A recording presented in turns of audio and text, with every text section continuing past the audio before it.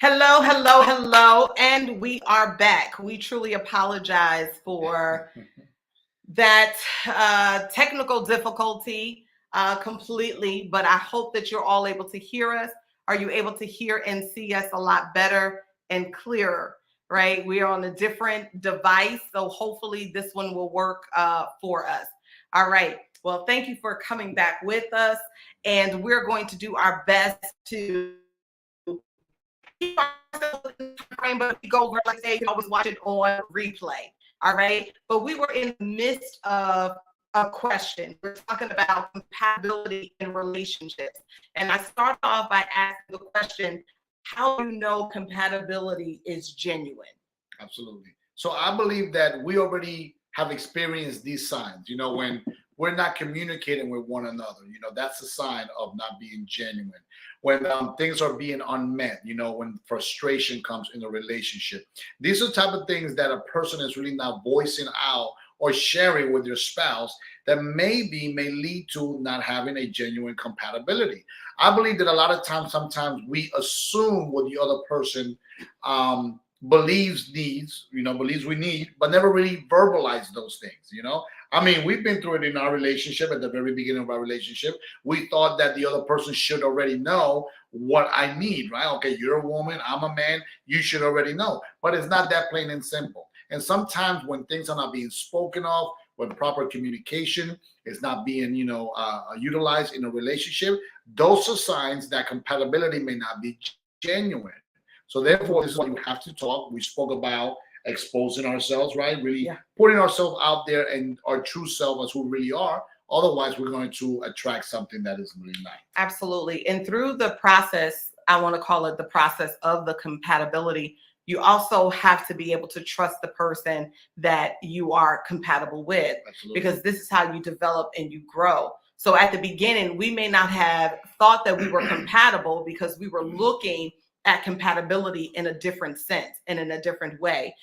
I know as we communicated, it was, this is what I thought I needed. This is what I thought I really wanted. But when you really understand compatibility, it goes with, or like I was started to say, it's fitting like a glove or like a shoe to a foot, where you will work together in this, right? It may not start off the way that you would hope for, but when you understand that the person is for you and you are for that person, you will work towards it. Absolutely. And I'm going to take this same question in another notion, just in case we did not answer what the question really was. I'm going to repeat it one more time. How can you tell if compatibility is genuine or not? On the other hand, the way you can tell what compatibility is not genuine, if the person only desires or wants you, let's say, for just one thing, or you just meet their needs, and when it comes for them to reciprocate, they can't do that. Where it comes to sex, when it comes to communication, like let's say, for example, when we both are talkers, right? I think I talk a little bit more. Just a little. But we're both like talkers, right? But there are times where like I'm all talked out, right? But I know that we both love that conversation. But sometimes it's almost like, okay, I'm all talked out. I don't want to talk anymore. And sometimes you can, okay, I talked already, but guess what? What about me reciprocating back? And it's almost like, okay, I got what I wanted, but then what about me? So when you see those signs that the relationship is becoming almost kind of like bankrupt, the person is just withdrawing out of you, but not investing back. Absolutely. Those are also signs that the compatibility may not be genuine. It's almost like I got mine. I'm going to turn around. I'm going to sleep, and then what about me? I didn't get mine, right? Whether in every aspect of that RISE acronym that we spoke about. Absolutely. One of our viewers had actually commented on the poll for the question, how can you tell that compatibility is genuine or not? And I want to read it. It says, genuine compatibility is having the capacity to operate in a solid state of unconditional love for one another without contempt. While the 4 C's, communication, collaboration, consideration, and compatibility, and the 5 love languages are trendy, but unequally yoked, I think this is a good right here, unequally yoked will eventually surface and become burdensome. Absolutely. you know, I want to talk about that, being unequally yoked. You know, this is something that we've been, if you grew up in the church, right? Have anybody out there right now that's viewing? I know we were like at 12 viewers. Right now we're at 3, but whether you're watching live or going to come back on the replay, how many of you have heard that? And what is your notion of being unequally yoked? If you can go ahead and use the comments. If you heard of it, put a hand raise in the comments. And if you want to offer something else on it, you can put that in the comments as well. Absolutely. So we've always used that scripture, right, or that word, or that saying, to be unequally yoked when it comes to belief system, right? When it comes to religiosity, right? If you're a Christian, or if you're a Muslim, or if you're a Jew, whatever, do not be unequally yoked. That is of the same. I believe that what that scripture is talking about, when we look at the whole aspect of being yoked, it's almost like when you yoke an oxen, right? The oxen being steered by the yoke, right? So without the yoke, the oxen will be steered. So what I really believe that scripture means is that if you are heading one place and your mate or spouse is heading another place, right? Where there's different views, different ideas, different spiritual belief, you know, all those things, that therefore you're going to, I want to say, enter a conflictual aspect in your relationship. And that's what unequally yoked means. Because there are people that we personally know that may be of different belief system, but still make the relationship work. They're very compatible with one another. There are people that I believe, you know, in one thing and another thing. And I'm not just talking about religion. It can be a sense of spirituality, right? But they still are compatible one to another. So I want to hear what some people think about that. So what do you think? I have a question for you because, you know, and I want you guys to understand, when you are compatible, it doesn't mean that you don't have your own thoughts, that you don't have your own sense of reasoning or the way that you view things, right? And sometimes when we think we're compatible, we're like robotic in the relationship. Yes, people to each other. No, you're compatible based off of how you fit within the relationship, and you begin to grow, right, with the person that you're compatible with. But here's my question to you, because I understand the way that you stated about unequally yoked, and I get it. But wouldn't there come a point in time, if, let's just say, using spirituality, because I do see a user out there that said they have heard that, yes, being unequally yoked. So you want to make sure you're on the same path. But let's just say it is a spiritual unequally yoked here. Okay. Not just you have a view about, oh, you know, I like, you know, to go to the warmer climate. Well, I like to go here, and we're unequally yoked in our views in that. Right. But wouldn't that become a challenge in the relationship if you have a certain belief spiritually and I have a certain belief spiritually? What happens when you mature in your spirituality, and can that cause a wedge? I believe that as far as there's communication, it may not. And I'm going to say this, and I'm going to use us as an example, even though we are of the same faith, but we never really was at the same level. I mean, when you met me, I mean, you were a youth pastor, you was gun-ho. I was fresh brother. You know, I just came fresh off the street. Straight off the street. Yeah, I mean, I still had a couple cuss words in my language still, you know. So, but I like to say that as long as you, I want to say, visit and are accountable to the principles of your faith. If you look at every major faith, right, it talks about peace. It talks about, you know, being subordinate one to another. It talks about, you know, treating each other as equal. It talks about, you know, loving one another, right?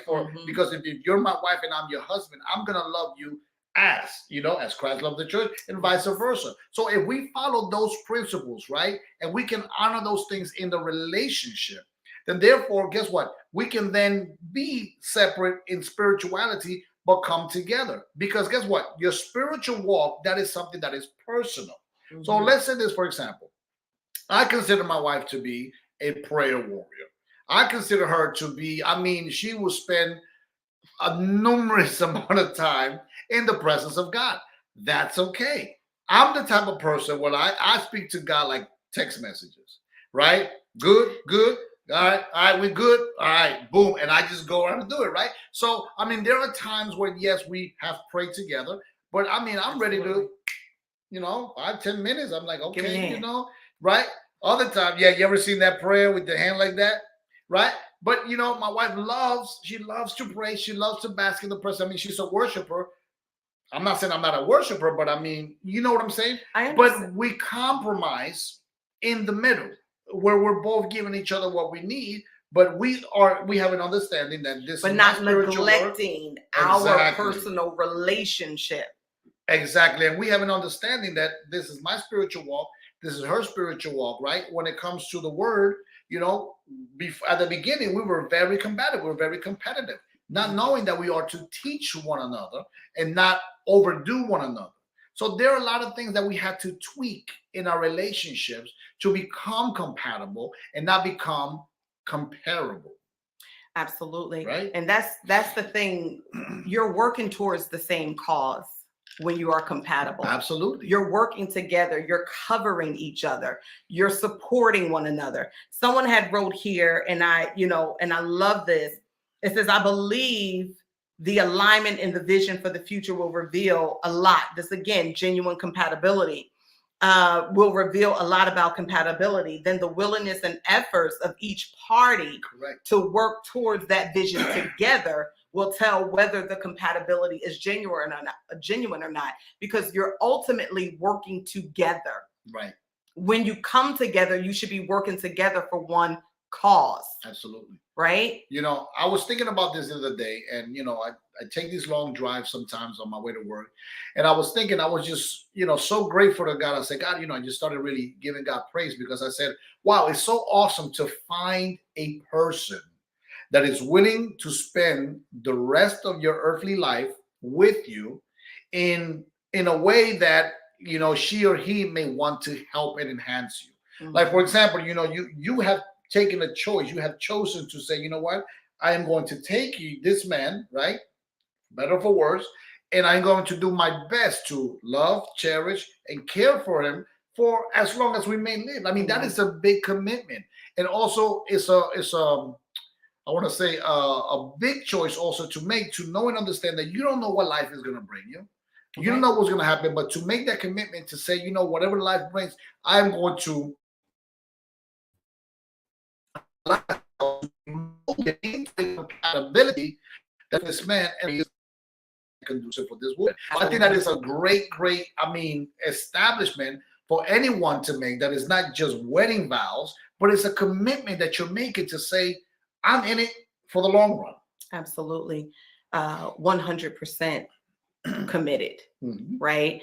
And you just talked about through the good and the bad. When you have compatibility, it doesn't mean that you're not going to have hardships. Correct. When you have compatibility, it doesn't mean that every day is going to be a sunny day.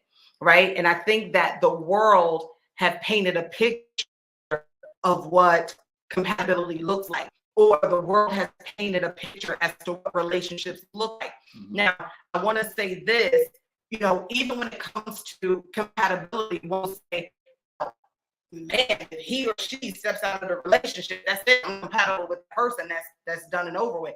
That's just as if you were to have an argument. Right. Right?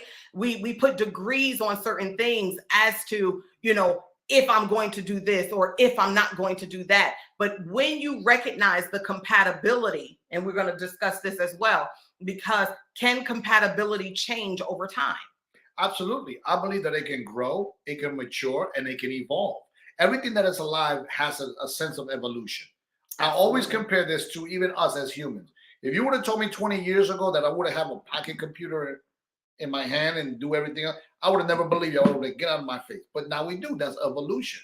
So I believe that if there is no growth, no maturity, and no evolution in your compatibility, then something's wrong. Your relationship is going to become stagnant and it's going to become dull. So you have to constantly maintain, you have to constantly speak about it, and you have to do what we call relationship audits, Absolutely. right? Absolutely. Relationship audits every now and then to make sure that everything is going great. Absolutely. Absolutely. And with those, oh man, let me just say these couple of things, because you said something so great. But it's not a set it and forget it. No, it's not, you know, a commitment and we're all good. You know, whether you're married or whether you're courting or whether you're pursuing, you know, relation, or whether you're even single for a moment. But within those relationship audits, we have to realize there are 3 things also connected within those audits. Right. We are spiritually auditing, right? Mentally auditing, physically auditing. So we are looking at all of those things also within ourselves, because the relationship is made up of 2 parties, but those 2 parties have to have their personal audits. Absolutely. I think about us every now and then. They could be like, for example, this right now. I mean, this is our business season with our business, right? When we first started this business, it was just me gung ho. But now we've integrated one another and we're working together. And there are times where it's just work. And either you'll come to me with, hey, what's going on? Or I'll come to you, what's going on? So we have to implement date night. You have to implement, movie night, intimacy night, time where we just studying the word, we go back and forth. So we catch each other. We say, wait, what's going on? You haven't touched me, you haven't hugged me, you haven't kissed me, just like I said, a check up from the neck up, right? Just holding each other accountable for those things, because we're more than just bill partners, roommates, lovers. We're more than those things. Hey, we're compatible. And when something is being unmet, it's okay to, and you should have the healthy relationship to tell your significant other, hey, what's going on? It ain't like that. It's hey, yo, what's up? Hey, how you doing? Hey. Seriously, it's being 100% real, right? Babe, what's going on? Right. You get on that phone like, again?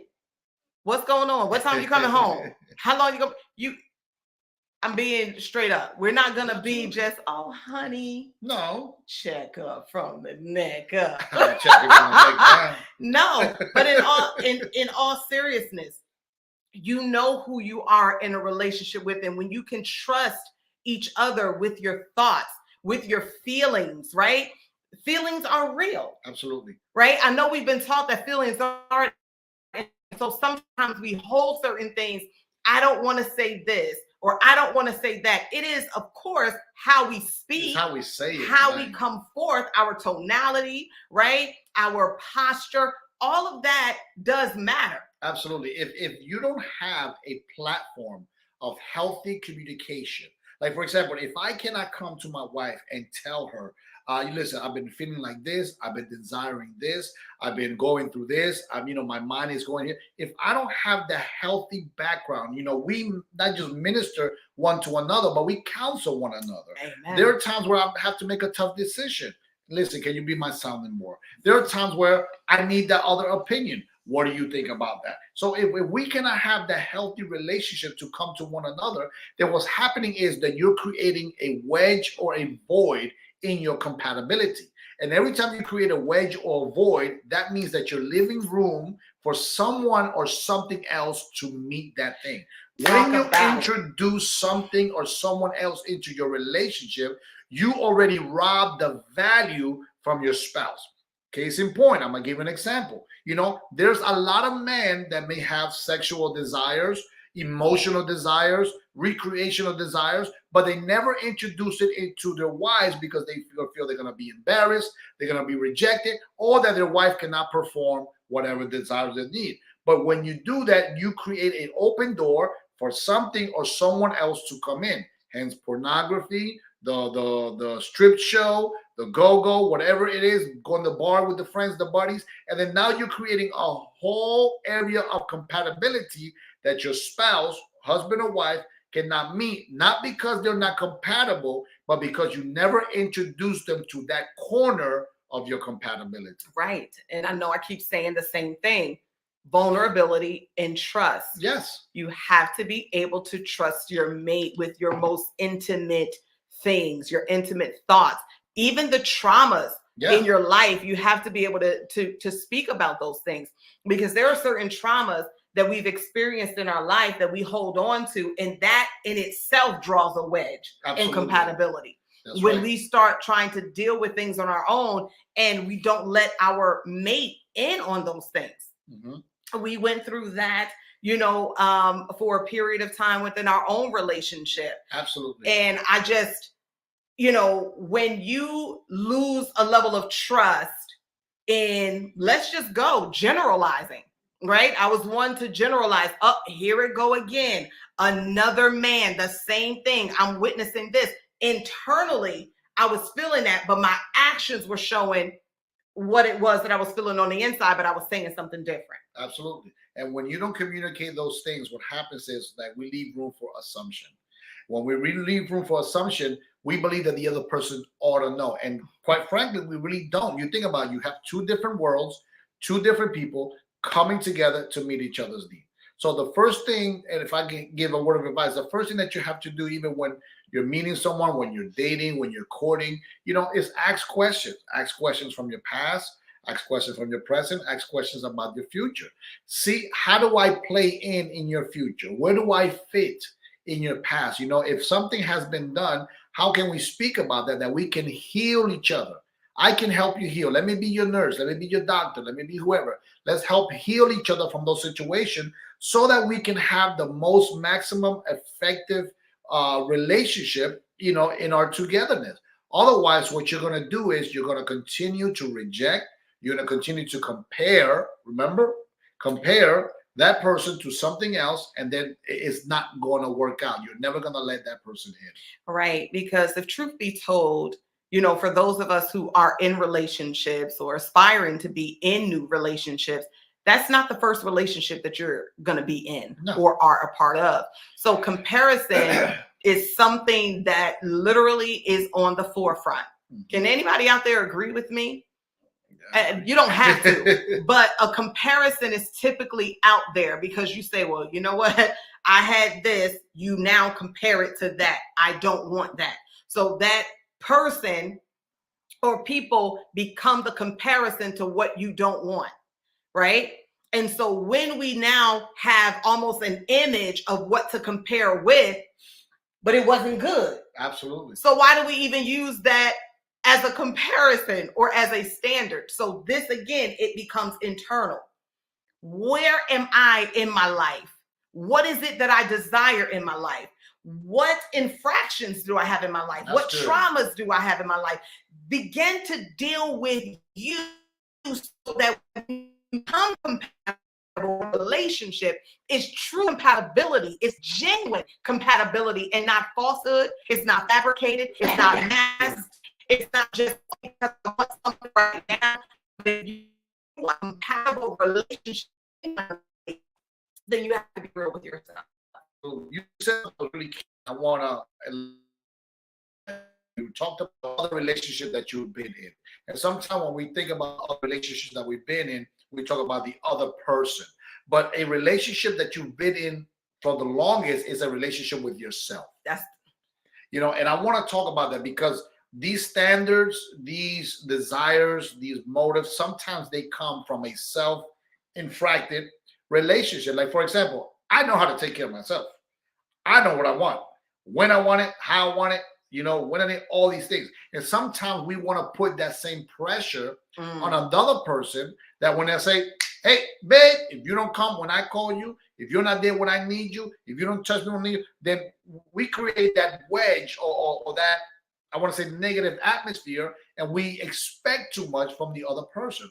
This is where a trust, a communication, all these things have to be opened up and say, listen, I'm this type of person because of X, Y, and Z.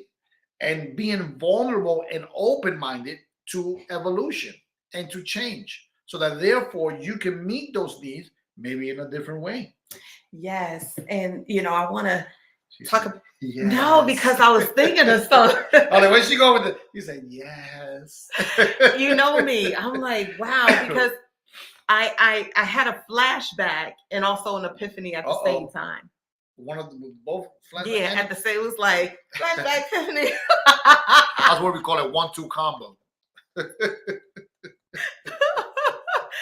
I thought about us because we were compatible, but yet when we were going through certain things, it seemed as if we weren't. Yeah. And we tried to jump ship. We were like, no, this is not, because the wounds within our lives were so heavy and so big. But once we got to a point that we were able to identify, like, man, I'm pushing you away. I'm drawing this huge wedge in the midst of this relationship. And then what happens is, think about this big old gulf that you may have created, or this earthquake that just now shatters the ground. And these movies, you see people running and they just start falling in. What happened was, in our relationship, that other people started coming in. Oh my God. Again, and I go back to that same thing. You know, if you are in a relationship, my God, number one rule of advice, do not let other people in your relationship. Because what's gonna happen is that's like you, how do I say this? That's like you getting outside resources when you already have it inside. That's like me saying, okay, I believe in God to do everything that He's gonna do, but yet I'm superstitious. You know, I got the Buddha over here, I got the sage over here. So really, do you believe in God? No, you to an aspect, but not totally. And what happens is that when you allow other people in your relationship, they are now commanding, they are now giving you suggestion and influence as to how you ought to run your relationship. That is a big no-no, because again, I must say this, you disvalue your spouse's opinion, their trust. You disvalue all those things, because I'm saying that I trust you, but just in case, let me ask my boys. You understand? I'm compatible with you, but just in case, let me call my mama. You know, so I'm disvaluing you because I don't really believe in everything that you're saying. Another reason why a lot of people may take the defense mechanism when it comes to being compatible one to another is because we don't want to be vulnerable to the other person. Mm-hmm. Because if I ever meet a person that does give me everything that I need, then I feel that it makes me weak, because now I'm vulnerable to you. Now I am dependent upon you. Now, if you're not there, oh my God, what am I going to do? And no, that's not a bad thing. Like, for example, you know, one of the signs that you can tell to truly have genuine compatibility is, do you miss your mate when you're away from them? You know? I call you now. Yeah, we talk all the time. I mean, we can be talking right here. I can leave the house and we're calling each other right away. But you know, and it's not a lack of trust. It's right? I enjoy our conversation. Exactly. It's not a lack of trust. We enjoy each other's company. We enjoy conversating one to another. If we see something funny, I mean, we texted each other. We're like, yo, you gotta look at this, because we're not just husband and wife. We're truly best friends, right? So I mean, in every aspect of our relationship, there is a different level that we can relate to, that is not just sexual, that is not just, you know, spousal, that is not just mother and father, but there's a friendship, there is a connection, there is a communication. We're business partners, we are friends, you know, we're movie buddies, you know, all these different things. And this is how you can truly see, you know, your compatibility, that is not just one area. Am I talking too much? No, I thought of something, but you know, I don't know the mature audience. I'm like, yeah, you remember they say we bumping buddies. That too. I apologize. All right, whatever. It sounds realistic, right? Yes. You know me. So here's a question. What are some warning signs that may interrupt compatibility in relationships? What are some warning signs? I want to go here real quick. A couple of polls. Some said lack of communication may be a warning sign. Another said, hey, too much talking and not enough listening. Right. Having one-sided relationships where you have just one person doing all of the initiation, and the other person is just kind of on the receiving end. Right.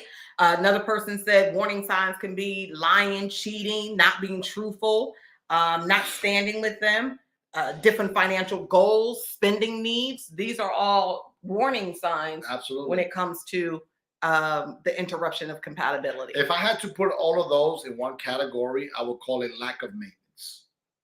I like that. Imagine your vehicle, right? You rely on your vehicle to take you to and from work. But let's say you never change the oil, you never rotate the tires, you never change the air filters. Sooner or later, that car is going to start.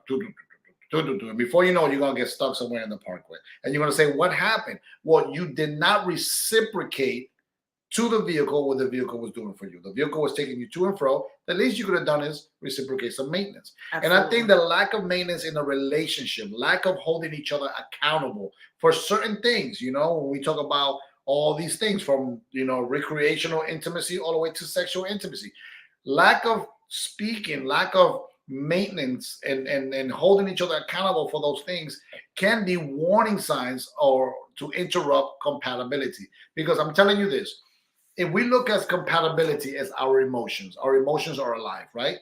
Our emotions not only get stronger and they get developed through our life, right? Like, for example, and I hate to say this, but we have a pair of teenagers, and they're getting to that age where they're liking and they're loving and everything. And we always say this. We always say, listen, you can't just use the word love loosely.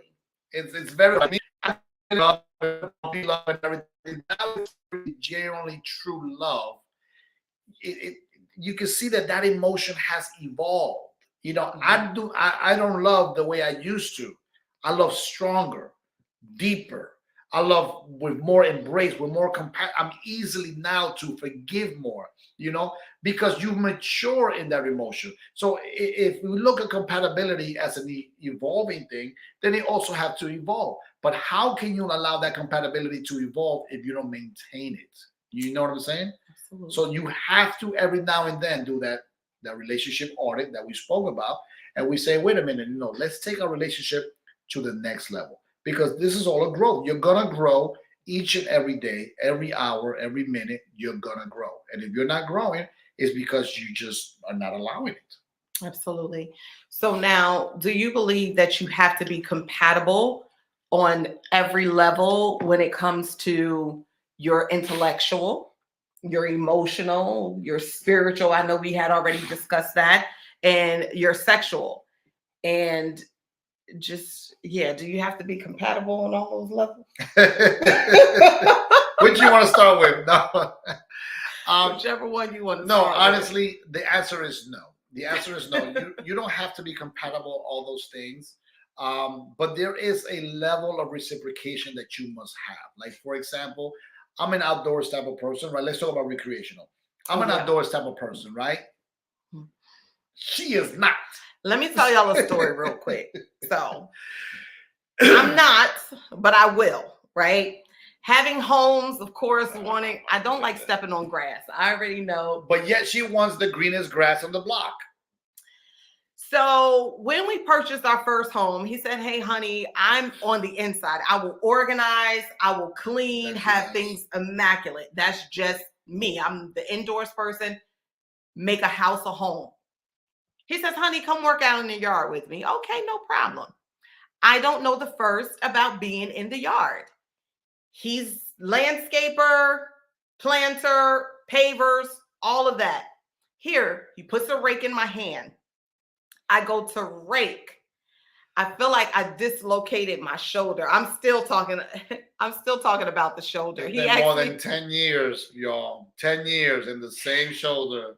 But I'm raking ivy. Who rakes? I didn't know. Who rakes ivy? For a living. So I'm trying to get it up. So I don't like doing work outdoors, really. I'll go out there to manage. Yeah, that's what she does.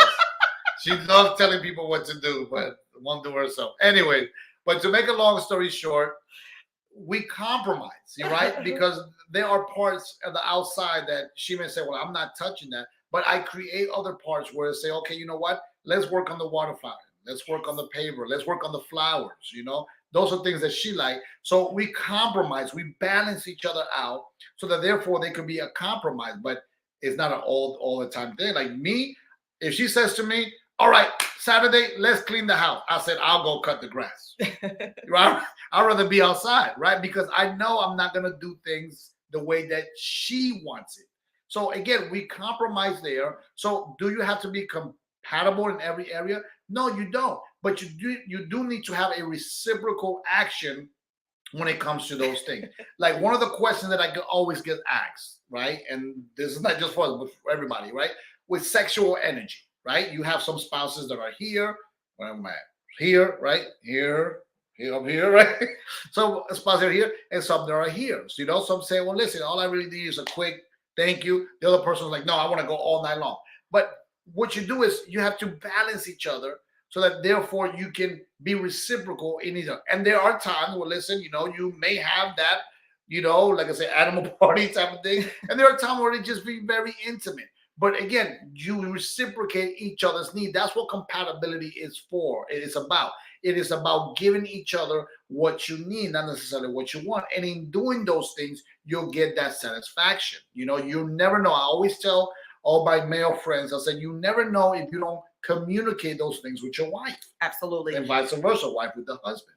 And that's the key in any and everything when it comes to relationship. Compatibility, your thought process, your needs, your wants, what communication. Absolutely. Right? And we talk about you have to start in the so when we say, do you have to be compatible at every level, it's having to understand it right at every level. Right? Like you say, all right, no, I may not like to be necessarily the outdoors, but I do come to the capacity in which I can offer. Right. And that's good enough for me because, and believe it or not, sometimes it's not even her being able to do what I'm doing. It's just supporting me. It's being there. Sometimes I tell, yeah, right. Okay. It's my presence. Thank you, Jesus. Sometimes, no, but seriously, sometimes I say, listen, pull up a chair, just keep me company. Same thing when you're inside the house. Oh, I love it. You can tell me, you fix me a snack, and you say, just sit right there. I just say, just sit here. Just sit there. So sometimes it's just that support, that genuine, and just that backing and saying, you're with me in that. Like they say, I'm with you in spirit, right? I ain't gonna grab the rake. I want the physicality, right? But again, I believe communication. Here is a tip for a lot of relationship people out there that sometimes it's very hard to initiate conversation. Sometimes, especially men, they say men are not emotional. That's not true. We are very emotional. Just watch us play our favorite game, right? We're gonna be real emotional. But sometimes it's hard to initiate conversation. I know women can initiate a lot of conversation a lot easier than men. But if you have, let's say, a designated time, if you have, like, one of the things that we did at the beginning of our relationship that sparked up a lot of conversation is what we had a journal. Yeah. And we passed it back and forth. And it was Every so much day. easier to write it down, and then she would read it, and then she'll write it, and then I'll read it and go back. And then that evolved into just an open communication to be able to say, we sparked some conversation, right? To be able to say, like, listen, I've been feeling like this, I've been experiencing this, or I've been having these types of dreams. Like, what does this mean? Or what does that mean?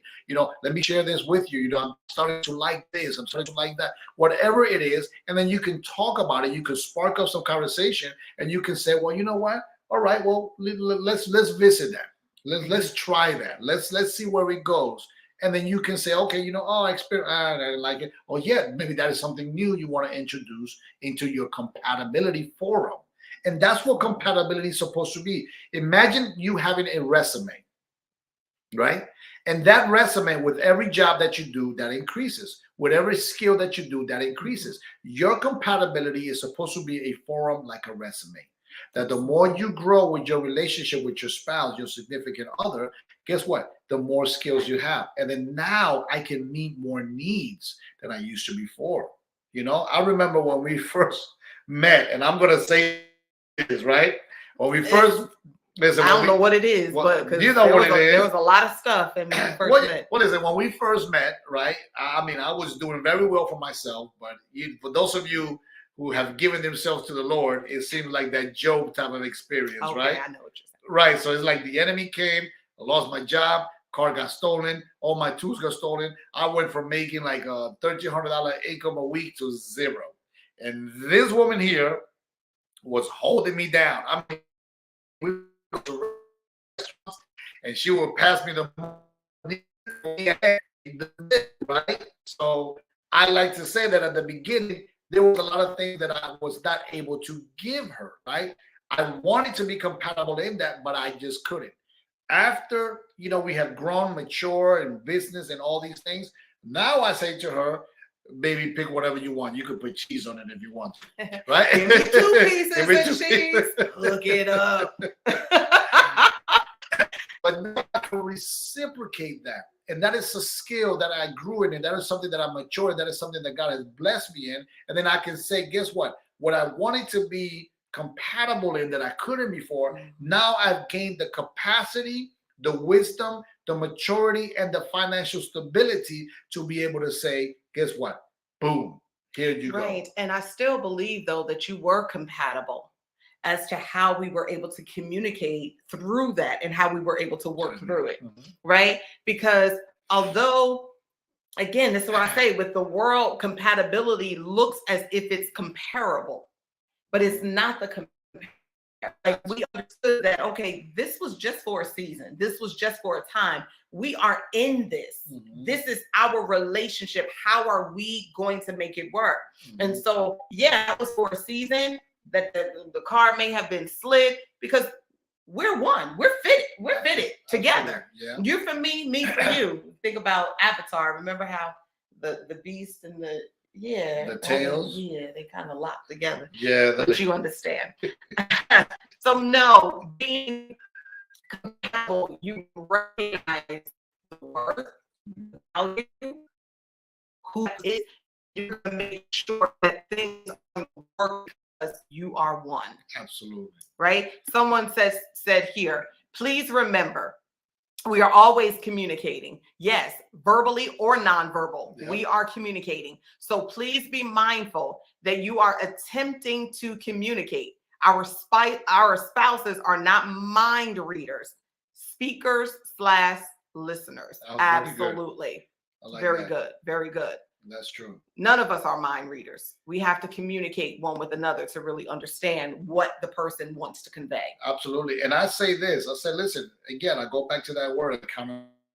Hold each other accountable. If you see one or the other person moping, or they're giving you the funny looks, or they do all these things, like the listen, let the sun go around. Speak about it. What did I do? What didn't I do? That you can therefore be able to meet those needs. Times where I just completely forgot. I forget.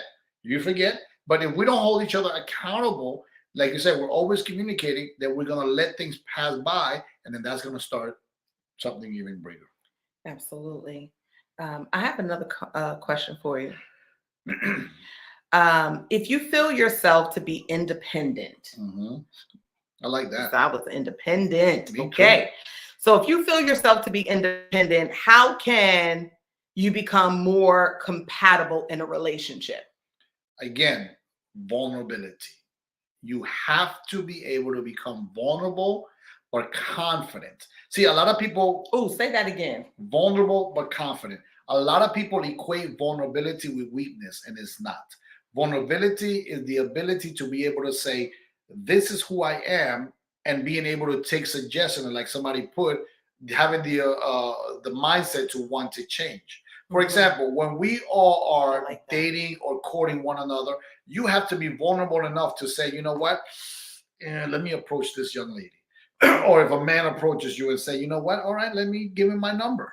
You have to be vulnerable in that area. Then you have to go even a little bit deeper and, like I say, expose or state who you really are, your true color, your true aura, your true spirit, that therefore you're not wasting time, or somebody's not wasting your time in those situations. So when you are independent, just be a little bit vulnerable, be a little bit aloof, be a little bit welcoming, that the other person can approach you, because sometimes, again, we put that defense on and we wind up attracting the opposite. If you are a person who are genuine and compassionate and you're soft, you're sweet, but you don't want to be hurt, and you put on that defense, because what? And you meet somebody hard and you're like, why is this person always hard with me? Well, that's what I saw initially. And that's what you attracted from the very beginning. Just be simple. I like to say, and I say this to everybody, if you're entering a relationship, just tell the person from the very beginning, this is what I'm looking for. When we first met, true story, when we first met, she was coming out of a relationship, I was coming out of a relationship. And I mean, my motive after that, I was young, but I said, listen, my next relationship, I want it to be genuine, and I want it to be married. I've always wanted to be a family man. And coincidentally, that was the same thing that That was the same thing that she wanted. And I said it all the way from A And to she Z. said it from the beginning. And guess what? When she told me, I said to her, that's the same thing I want. So it wasn't like we got hitched right away. Well, we did. We did. But that wasn't the motive. But Yeah. we know that we were working towards something. We became compatible in that. And if I may, say, because I want to go there, and many of you who are out there know our story or have, been a part of our lives for some time. But yes, we both were exiting relationships, or I was already out of the relationship, but by all means, I was out of the relationship 2 years after it was over. I say that all the time because I was holding on, right? When I opened myself up, I opened myself up all the way, and I love hard. So it just came a point where I knew where I was in my life, and the next person, God bless you for whoever that is who is out there. Good to see your comment. All right. But we both had some hurtful relationships. And so I had this guard up, and I was like, I'm not for sure if I want to take this plunge. But at the end of the day, I said, I have to be vulnerable, because if I'm not vulnerable, what I've been praying to God for, or what I've been seeking God for, it could be right before me, but I can miss out on it. Absolutely. Right. And so when my husband came to me, I was just like, Lord, just please. And I'm just being honest. I was like, I don't want to be hurt again. Mm-hmm. I don't want to go through, I don't want to go through another heartbreak. I don't want to. So God, please. But I opened my now. I want to say this. It doesn't mean you anything in your life. Right. Compatibility doesn't mean that your relationship will always be a sunny day. So we had our days within our marriage, and the compatibility now started to be challenged. Are we compatible? Maybe we shouldn't have gotten married. Maybe we shouldn't have been in this relationship. I don't know. But when you enter, you have to, in a sense, go back to remember. Absolutely. Absolutely. And I like to say with that, when my issue at the beginning was rejection. It's just, if I experience rejection, I mean, like, that's it. I would completely turn around. I was the type of guy where, even if you hinted rejection, I left. But why was that? Rejection from my mother, rejection from my father. That was an escape. So I was like, listen, before you reject me, I'm going to reject you.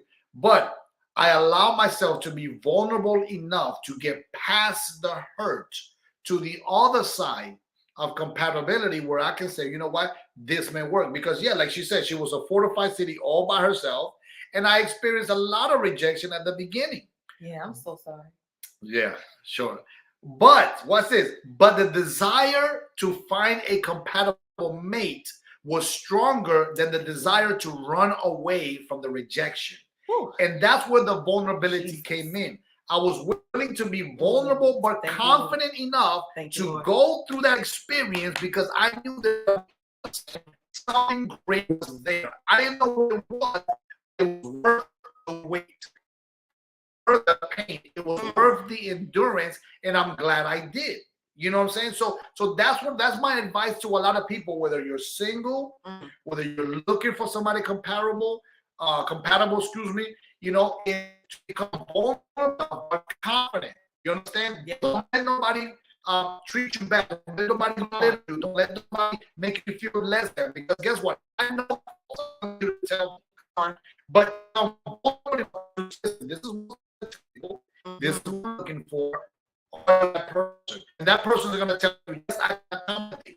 So if we can accommodate that, let's venture into this and let's see. Let's see where it goes.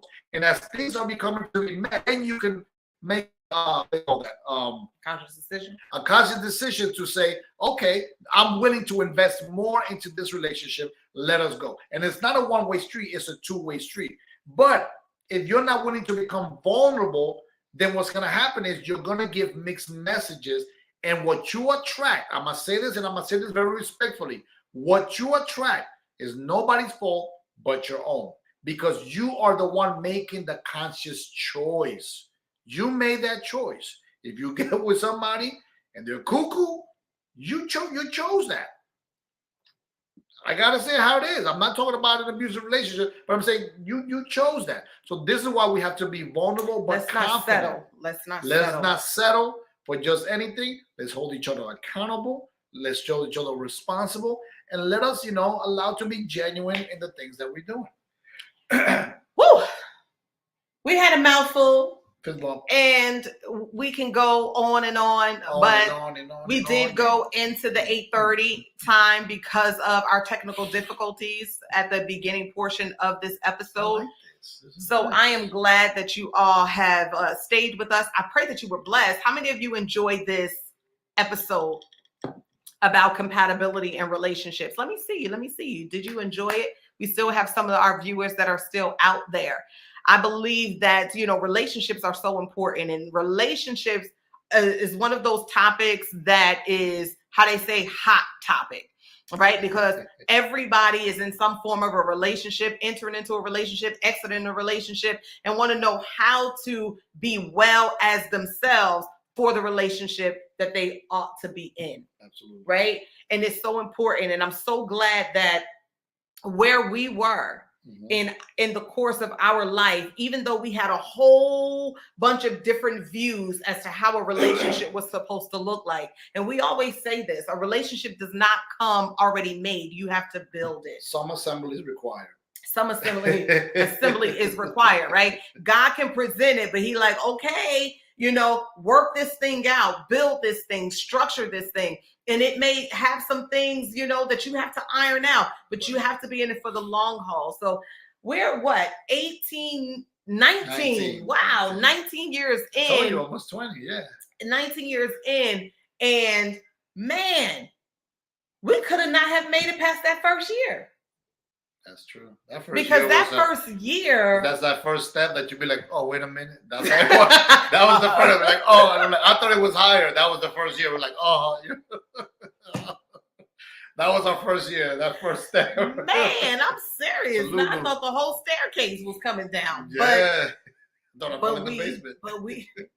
But man, we made it through that. Yes. And like I was talking about that golf, where you talked about vulnerability, bringing a wedge, and where I said others came in. But let me just tell you how amazing God is. Now, I'm not saying for those of you who seek counseling, marriage counseling, things of that nature, I'm not speaking about that.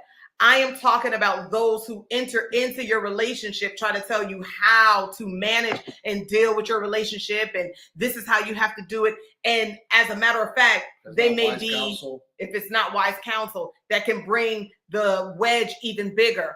But once we started communicating with each other, oh my God, the rest was history. Yeah. I mean, it was just like everybody else was saying stuff. And when we didn't want to say, people were talking to me, I didn't want to say what people were saying about her. She didn't want to say. And when we was like, you know what? This was going on. We was like, what? They said that about me? And we became so close because guess what? Then I wanted to protect her. She wanted to protect me. And that's what I'm saying, so you have to be about each other. If I said this to myself, I said, if God has blessed me with such a gift, who am I to slander it? Think about that. Who am I to slander? Go ahead, talk. I'm just dancing. Yeah, you're gonna be dancing in a minute. Who am I? Who am I to slander what God has given me? And that goes across the board with anything, right? We talk about our life, we talk about our resources, we talk about our homes, and if God has blessed us with that, who am I to slander what God has blessed me with? And when I realized that, I started repenting, and I said, God, I thank you. I said to myself, which you have given me, teach me prayer. Teach me to love and appreciate what you have given me. And when I pray that prayer, I'm not kidding you, it seemed like I saw my wife with different eyes. And from there, we just started growing and maturing. And I said, listen, you're more than my ride or die. Like, you are my best friend. And I mean that. That's it. I mean that. I mean, we talk about everything. And even when things are opposite and we're not at each other's, we're not seeing eye to eye, we still talk about what bothers us. Absolutely. And I like to say there is nothing off topic. Nothing. We talk about everything. I mean, literally everything. Take a look at that. Everything. No, don't you tell us I'm just joking. Everything. Oh no. Everything. Right. Because at the end of the day, we are one. Right. And you have to think about what is it that you're building? What is it that you're working towards? And we have so many different things that we're working, towards. And so when I think about compatibility, yes, we talked about the recreation, the intellectual, the spiritual, the emotional, right? Being able to be there, the sexual, part as well. People are like, hey, couldn't talk about that part because, man, sometimes you'd be like, I got a headache. But anyway, put a cold press on it. Man, but you'll be all right. Here's a pillow. Look, see, here we go. People talk about the warm legs, but it's all good, right? We're not gonna go. That could be a part. That could be a season 2. There you go, season 2. There you go. Season 2. I like that. Put that. And it is real, but being open and being honest about all things. I'm so grateful for this. I want to put this real quick. Someone says, relationships require work. That's right. Some of it is easy, some of it is hard, but all of it requires work every single day. Absolutely. And that is so true. So I'm going to ask you, my love, Ramos. Yes. Y'all know I don't call him apostle or pastor or even Miguel, his first name. I call him Ramos. So Ramos. Yes, Annie. And he calls me Ann. My name is Annette, but he calls me Annette. He's the only one that calls me Annette. And I answer. So Annette. All right. So Ramos, I would love for you to have some remarks to our viewers, our listeners, something that is going to carry them, not just for today, but for their life. I believe in seeds being sown. And I believe that when seeds are sown, that they will also be watered. And when they are watered, that God brings increase on top of that. So you have a job today as a sower within these words. Yes, we've sown many seeds, but I do believe sometimes it's the last thing that one hears is the first thing that they will remember. So if you can sow some seeds and plant them on some good ground. Absolutely. I would say if I had to put this in a nutshell, it would be the word examine. We said so many great things about this team, compatibility, we talked about commitment, truth, and honesty. But I want to say examine yourself. I think the reason many of us are in relationships that may not be effective, it doesn't get the relationship you're in. The reason I'm in an effective relationship is because we don't self-examine who we really are.